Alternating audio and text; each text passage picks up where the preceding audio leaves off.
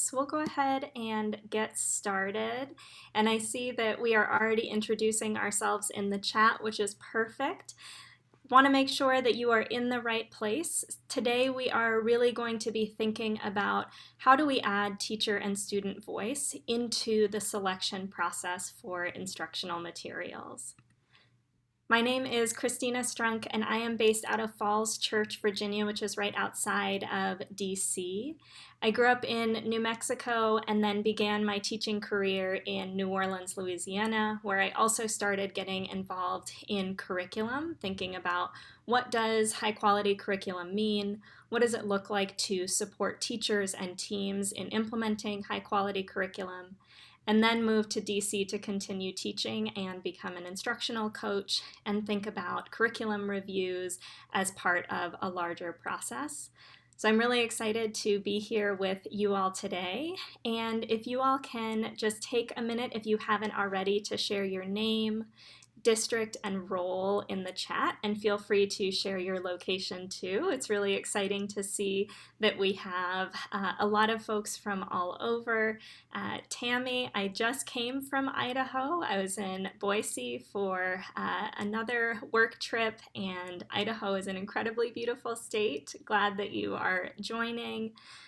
One thing to know throughout our time together is we'll be using the chat frequently, and in case Zoom is something that is a little bit newer for you all, you can decide whether the message goes to everyone. You can select that blue bar, or you can select for it to just go to the host and panelists. So if it's for the group, feel free to send it to everyone. If it's just a question for myself or our behind the scenes team, feel free to send it to host and panelist. See that we have some New York faces. We have people all the way from Puerto Rico, Texas, and a lot of different roles, from curriculum and instruction to specialists to CTE directors. So we have a lot of variety in who is in the room.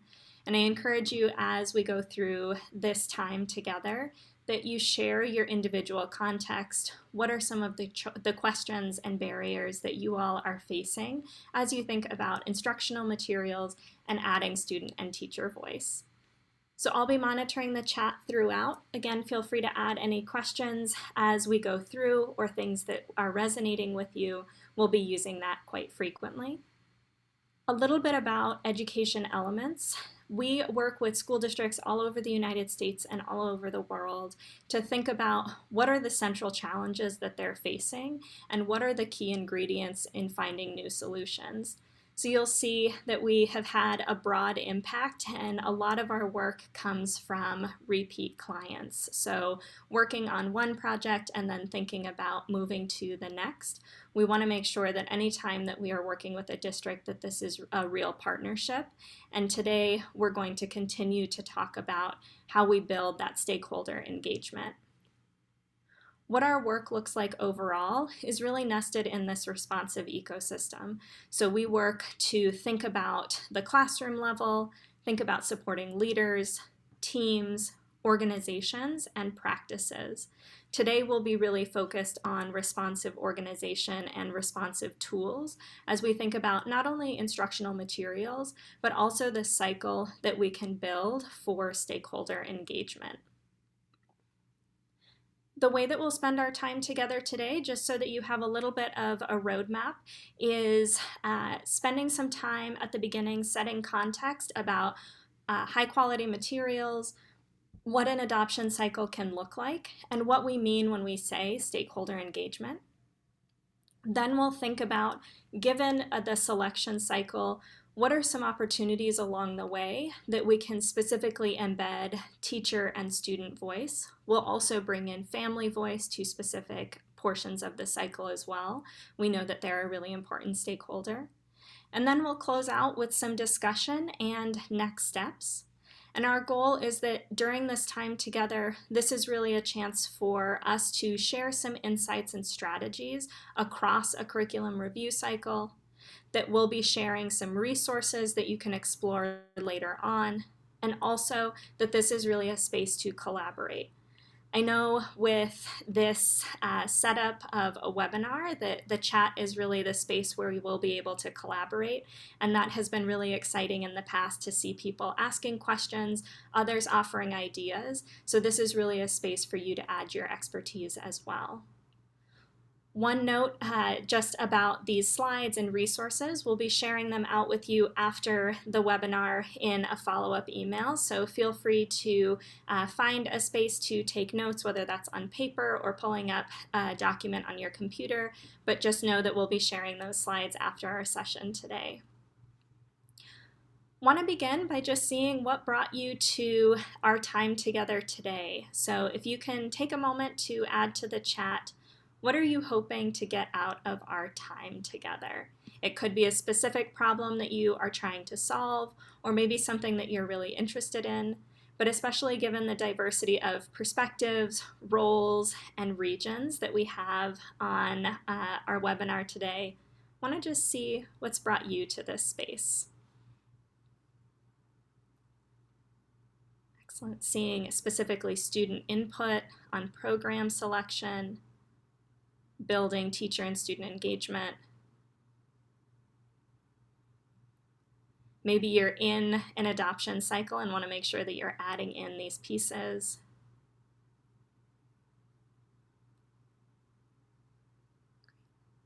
It looks really like student input and teacher engagement is really where we want to focus our attention. I also see a couple of you who are sharing about finding specific curricular programs or a selection process. And if those are topics that are interesting to you, we'll be hosting a series of coffee chats that are more about the selection process. So stay tuned for some other topics at the end of our time together today, where you might get that more specific information. So whether you're here just to see holistically what you can learn, or you have that specific question, hopefully you'll be able to take something away from our time together. And again, feel free to put any questions in the chat as we go through. Before we jump into stakeholder engagement specifically, I want to just share a little bit about why we focus on materials and why materials are so important. You might see yourself or a colleague or teams that you support in these statistics, but we know that a lot of time is spent outside of the traditional school day, gathering, searching for, and trying to vet materials. And that might happen through Google, through Pinterest, through Teachers Pay Teachers. And oftentimes we're not really sure as teachers, is this a high quality resource? It seems to fit in maybe the topic or interest of what I'm working on right now. But we really need a way to make sure not only that we are helping teachers narrow down the amount of time that they're spending finding materials, but also a way for alignment across contexts, so that when you go into one classroom, it is not vastly different from the student experience from another classroom in that grade level or subject area. We know that when teachers have access to excellent materials, that we see huge gains in student learning outcomes. But today what we want to extend is that it's not just enough for teachers to have access to high quality materials. You might have gone through a really rigorous selection process, and you might have a team of people who feels very motivated by the materials that you have selected. But if teachers are not bought in and motivated to using those materials, they are not going to be impacting students. They're going to sit on a shelf, or they're not going to be used with fidelity. So today we really want to think about how do we build teacher and student buy-in as we think about the materials that we're using. So that at the end of the day, not only do we have those high quality programs that we believe in, but we also have buy-in and momentum from the teacher level as well. When we think about stakeholders, we really want to think about who are the people who have an interest or concern in whatever project or focus area we have. So when we think about curriculum, there are a lot of people that instructional materials impact, and we want to make sure that we're really intentional with how and when we invite them into the process. Whenever we're working on a project, whether that is a curriculum review cycle, whether that is engaging in personalized learning processes or strategic planning, we always embed opportunities for stakeholder engagement. We know that if we are really engaging with different stakeholders throughout the process, having authentic representation of a lot of different voices, that we're going to see more buy-in and less friction down the road than if we hadn't involved them throughout the process. So again, we wanted to start with some of these core beliefs so that as we go through some of the practices, some of the tactics, you can frame them with these beliefs in mind. When we think about that materials adoption cycle, this really comes down to how are we defining what the vision for high quality instruction is? What are those look-fors that we want to make sure we have in our materials? And how do we make sure that students, teachers, leaders, and community members understand that shared definition? We'll talk in a little bit about how we embed specific stakeholder voices in this process, but this might be where some of you are actually starting out. Maybe you're thinking about what is your vision for instruction, maybe the context or needs have changed, and you need to really reinvite the people that are using the materials to the table to redefine that vision. Or maybe you have a high quality instructional vision and you have an idea of your priorities that you're going to look for, and you're really thinking about this evaluation process. You want to get a sense of what are the current materials that you're using, where are some of the gaps in your vision and what's actually happening in classrooms, and how can you make sure to involve stakeholders there. Another phase that you might find yourself in is actually in the selection process. So maybe you have your high quality instructional vision, you have understood where you are currently in your users, and also you want to think about what are the materials that more closely match what your vision for instruction is. So it looks like a couple of people who are here are really in that selection process, or maybe there are a few key programs that you've identified that you want to test out and see, does this better fit than what we're using right now? Or you might actually be in the piloting process where you've narrowed down from the programs and you are thinking about how do we actually test out some of those programs to see, do they work? What would we need to make sure to be true if we put these programs into practice? So in this stage, you might be thinking about how do we gather data? How do we gather feedback on these programs so that we can make an informed choice? And as we think about any one of these places, we'll be sharing some strategies specifically for teachers and student voice along the way. But we wanted to start out by just sharing how we think about this process overall. We want to make sure that at any stage of the process, we are really clear about how students are providing feedback, how their expertise is being solicited, how are families being communicated with? How are they being involved in this process as well? And also thinking about our staff. So whether that is at the district level or school-based, how are they making sure to add their expertise, knowing that they are going to be one of the key levers for actually using these instructional materials? Two resources that we'll share out with you all after this session and the way that we kind of frame our thinking holistically about stakeholder engagement is our Connect and Include guides. One thing that we want to make sure that we are doing as we are building stakeholder engagement is that we're not replicating a system where maybe we're only soliciting advice or expertise from one group of people. It might be the case that in your context or one that you have come from that you see that curriculum decisions are made by a very small group of people who are at the district level, and we don't take teacher voice into consideration. And so in the next moment, I'm going to share one way that you can reflect on who has been involved in the past and who might be involved moving forward based on what you know is really important.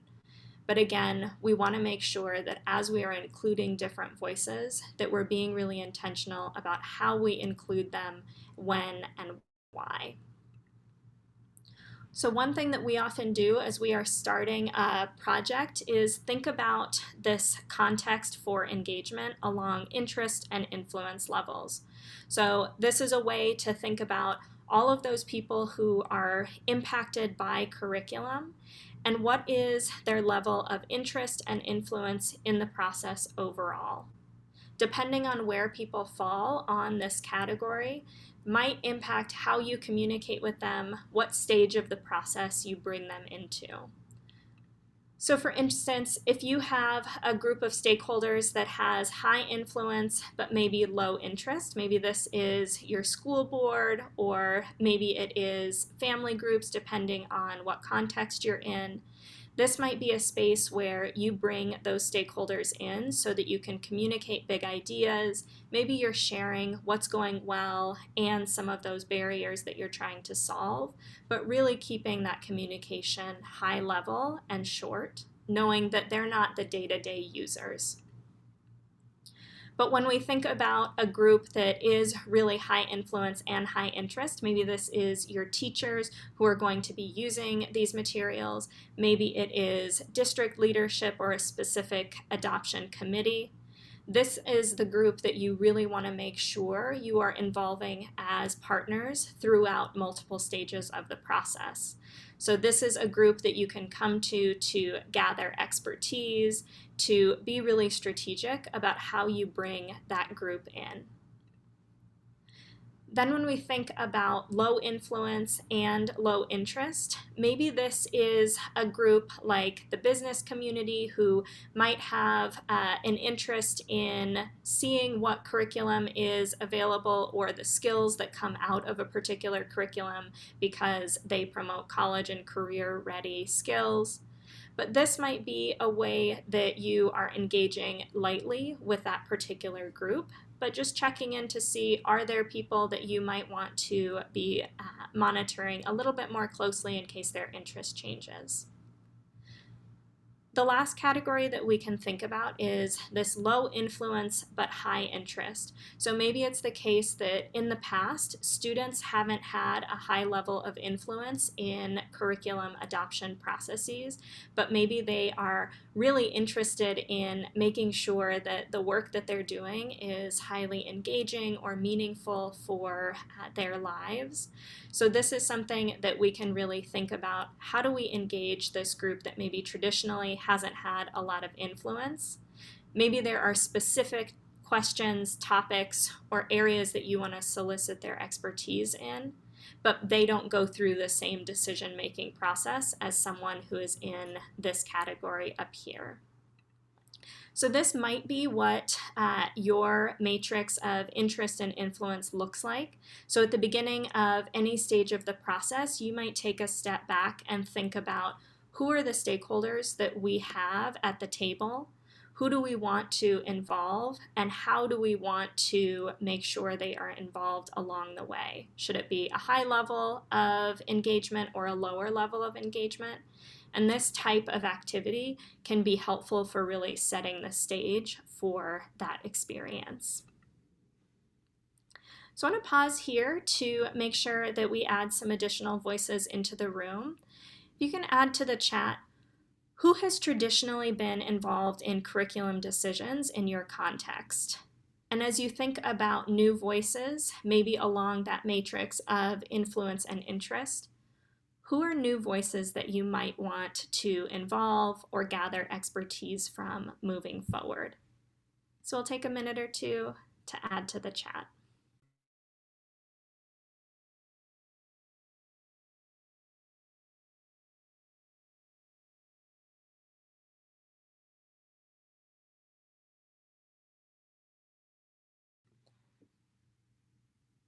Seeing a variety here from more traditional models where maybe it's curriculum specialists at the district level who are getting together to make some of these decisions, but also thinking about places that you've seen, like Beatrice has mentioned, having teachers and coaches and admin along during the adoption process Jill, it seems like that's been true for you as well.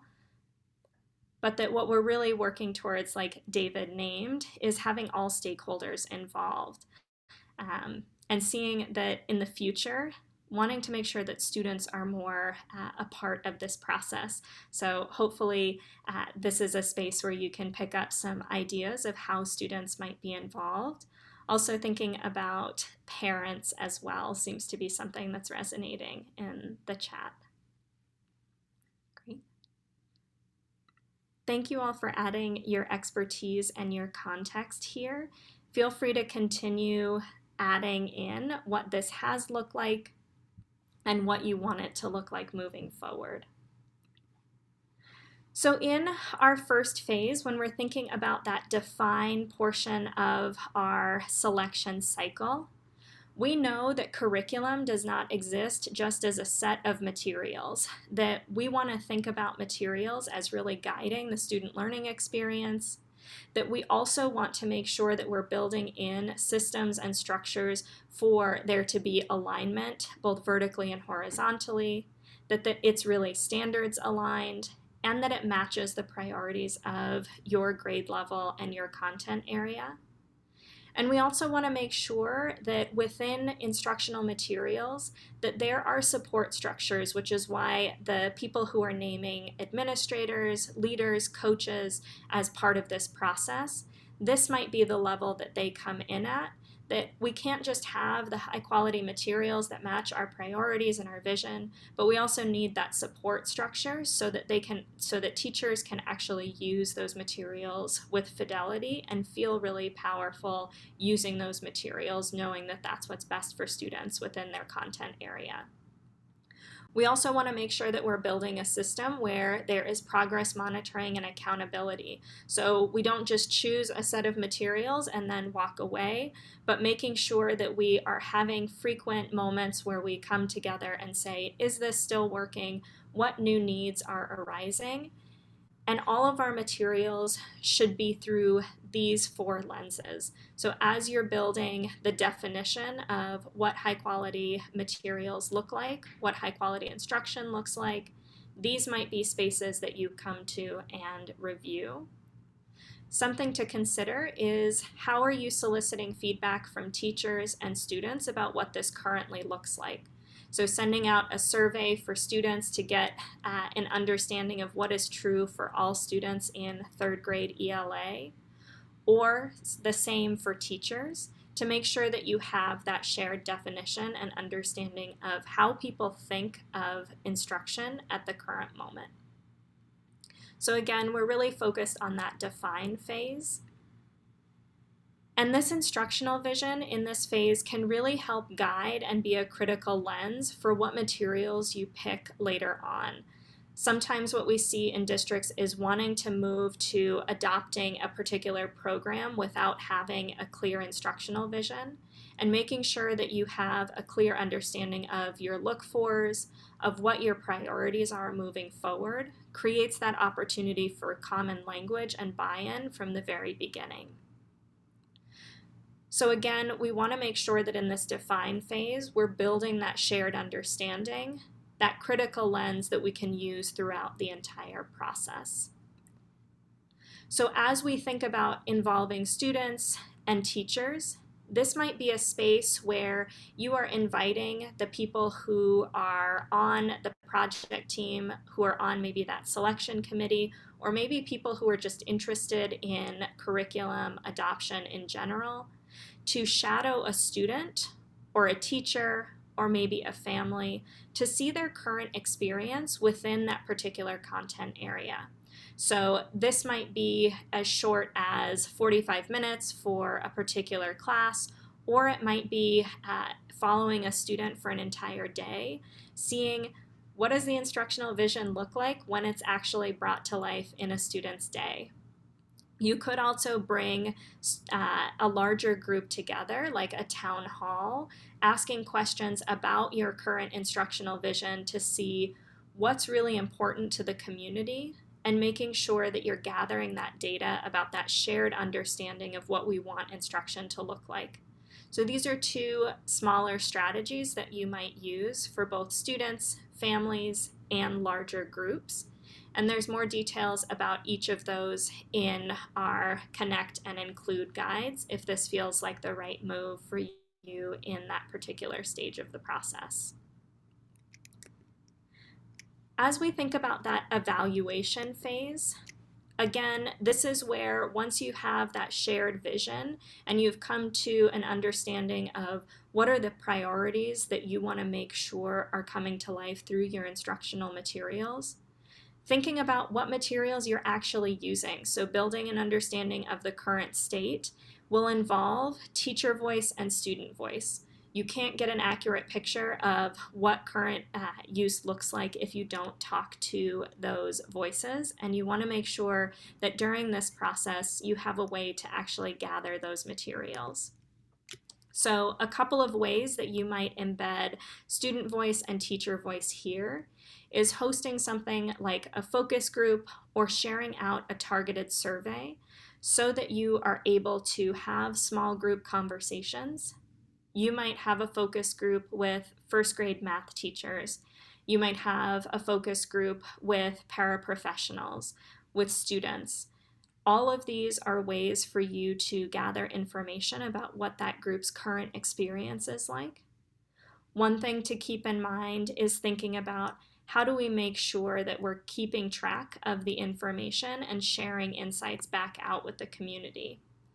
Oftentimes a pitfall that we see in districts is they might design these opportunities for stakeholder engagement for teachers and students to be involved, but then we need to make sure that we're actually closing that communication loop to share, here's what we heard, and here are our decisions moving forward.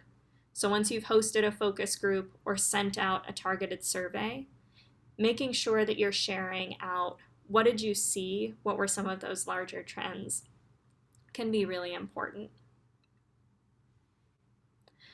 So I want to take a second again to go to the chat. What does your evaluation or review cycle look like now? How often are you reviewing materials? So this might be something that is in creation. It might be that you have state level mandates of reviewing materials every few years. What does your evaluation cycle look like right now?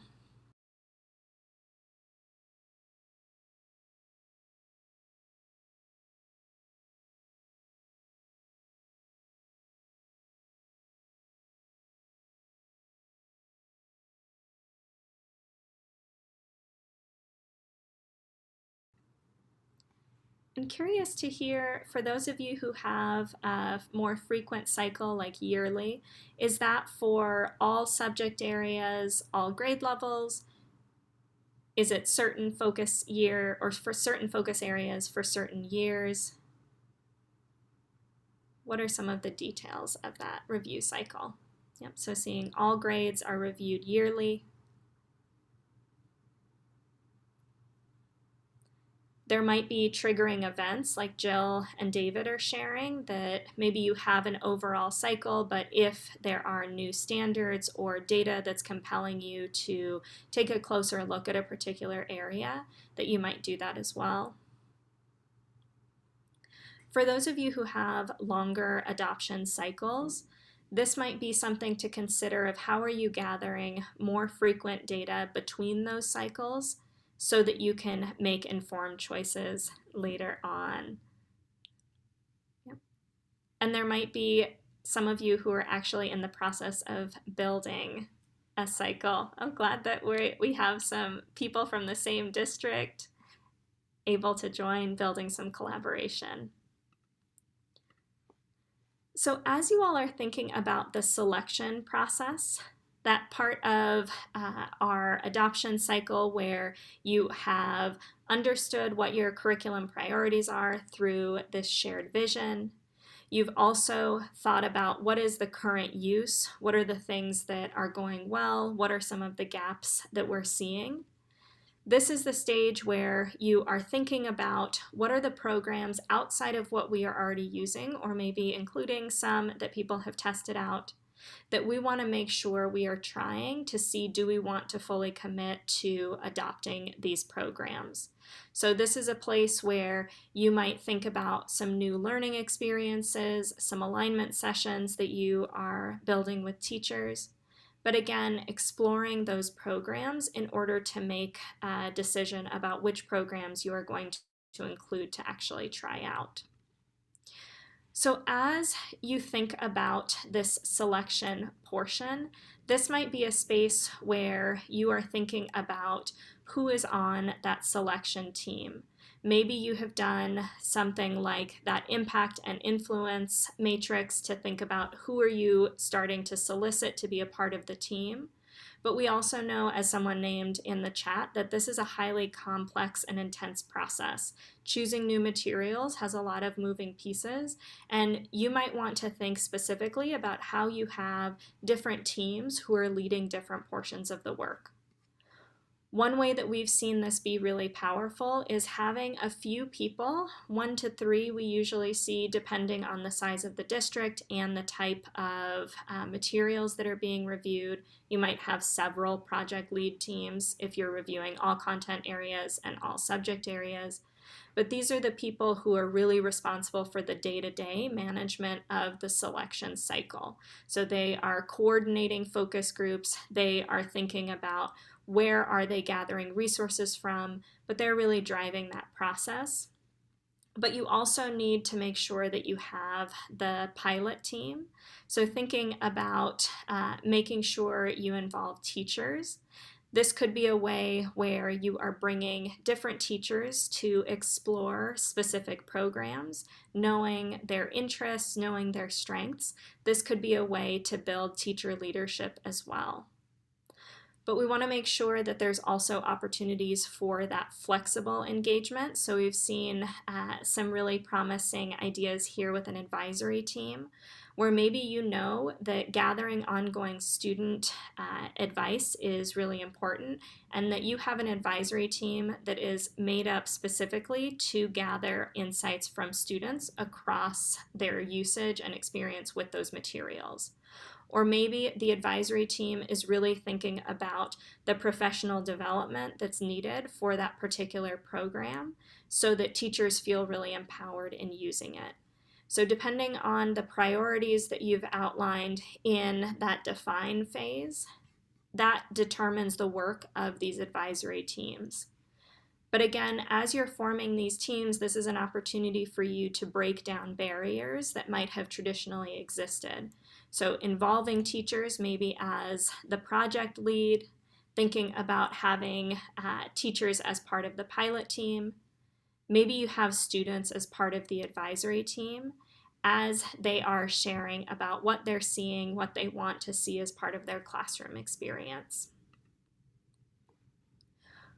One thing that you might do as well as you think about stakeholder engagement through an equity lens is thinking about, as you're forming those teams, who are the people who traditionally are underrepresented but highly impacted.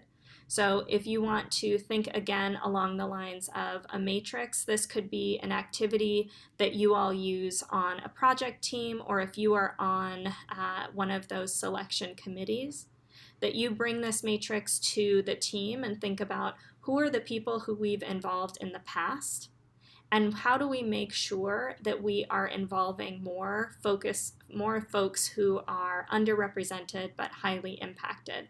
So it sounds like students and teachers and families might be a part of those underrepresented groups.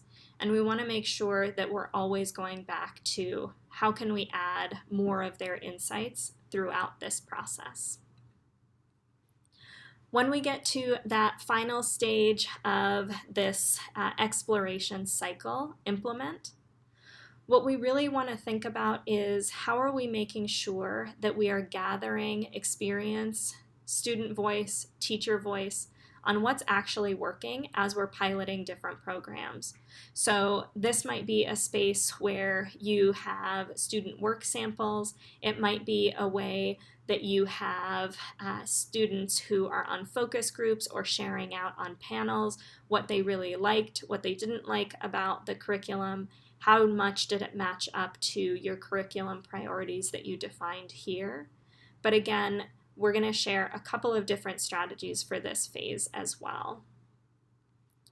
One way that you might also think about monitoring how a project is going is thinking about learning walks as a key tool. So you'll see here there's a specific way that you might think about going into different classrooms, getting an idea of trends. Maybe you have a specific set of look-fors that you want to use to understand all of the programs that are in place, what's working about them.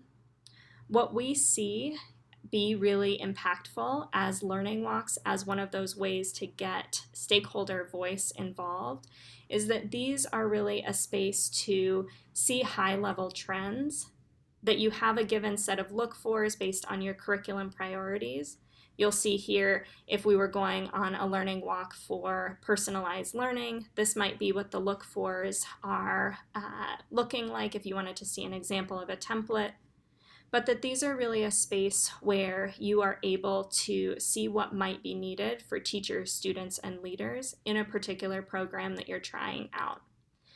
This is also an opportunity for collaboration and sharing practices where you could invite different teachers to walk through the classrooms who are implementing particular programs to see what does this look like when someone else is trying it out. And then having an opportunity for those teachers to actually share what they saw, what they might try next. We also see that this is an opportunity where you might bring a student focus group together. So oftentimes as part of learning walks, we see that there is a student focus group with specific questions to see to what extent are we actually getting the priorities that we are looking for. But one thing that we see that is really helpful when you're using learning walks as one of those monitoring and collaborative tools is that this is not evaluative. So making sure that as you are building this overall implementation cycle, that your feelings of risk-taking, of psychological safety are established throughout so that people feel really comfortable as they go through this process. Before we jump into the last portion of our time together, wanted to just name that we recognize that high quality instructional materials are just one of the key levers for having a strong instructional vision and student experience at a school. So as you think about your instructional materials selection process, we want to make sure that all of these other pieces are in place as well. So again, making sure that you have that high quality instructional vision, that you have materials that are going to support that vision, and you're setting up systems and structures and supports for professional learning as leaders and teachers are using those materials, and that there's time to collaborate, to check in, to see what is and is not working. So as we close out this portion of our session, wanted to just make sure that if there was any question that you all had with any of the phases or how we might embed more student or teacher voice. So we're going to go through a couple of conversation rounds. So round one is just what is resonating with you from this session today. So take a second and add to the chat. What's an idea that's resonating with you?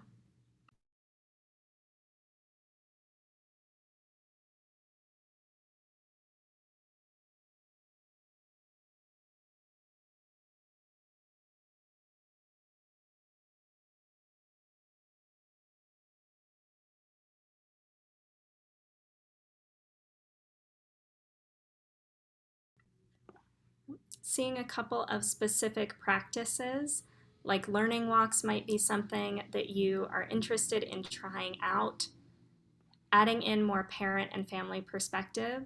Jill, something that we're seeing across districts is the power that family groups have in not only being a part of sharing what's important to them, but also as they are being communicated with, can be really powerful partners in selecting programs as well.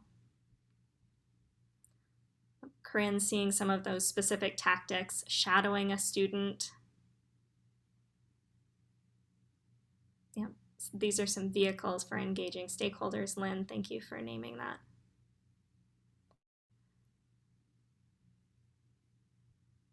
Seeing the conversation slow down a little bit here, and want to think about round 2. What are some of the barriers that are currently facing your district or school when it comes to adding teacher or student voice? So what are some of the things that have held you back or caused pause from adding teacher or student voice to these processes up till this point?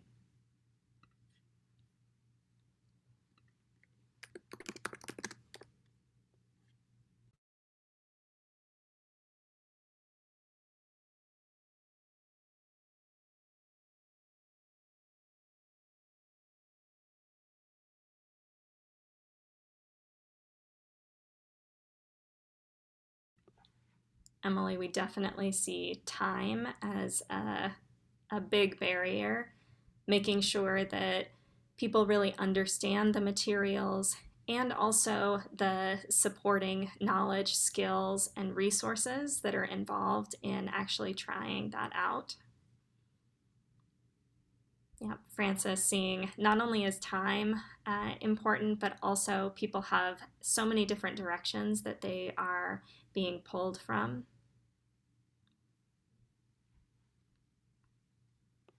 Yeah. And Nancy, something that you're naming around previous lack of engagement, if we haven't involved these stakeholders previously, there might be some mistrust or apprehension about, given that I have so much on my plate and that time is limited, if I'm participating in this experience, is my voice going to actually matter?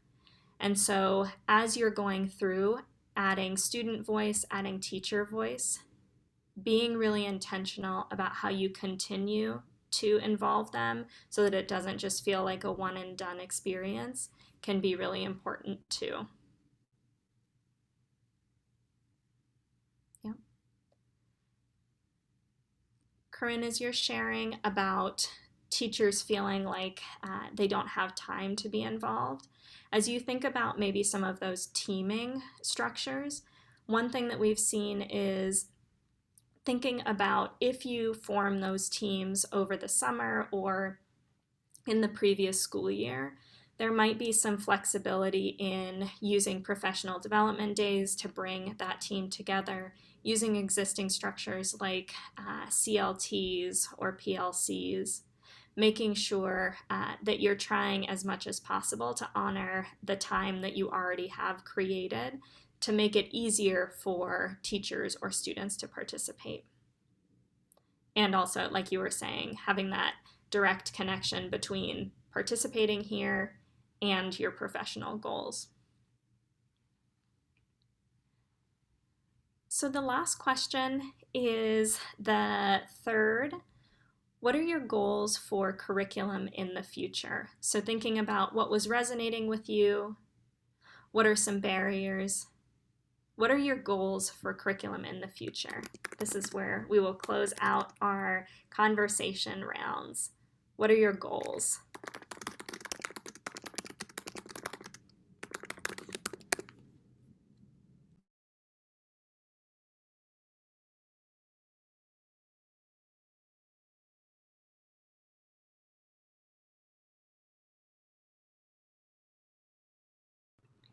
Maybe there's a specific office that you're thinking about being more involved in curriculum decisions. Maybe that's the Office of Family Engagement.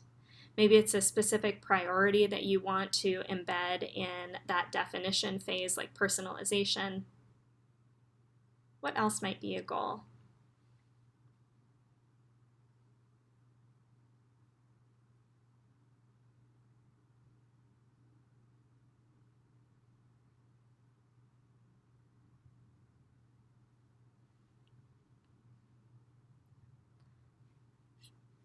Seeing task as a key piece that we want to add as a priority.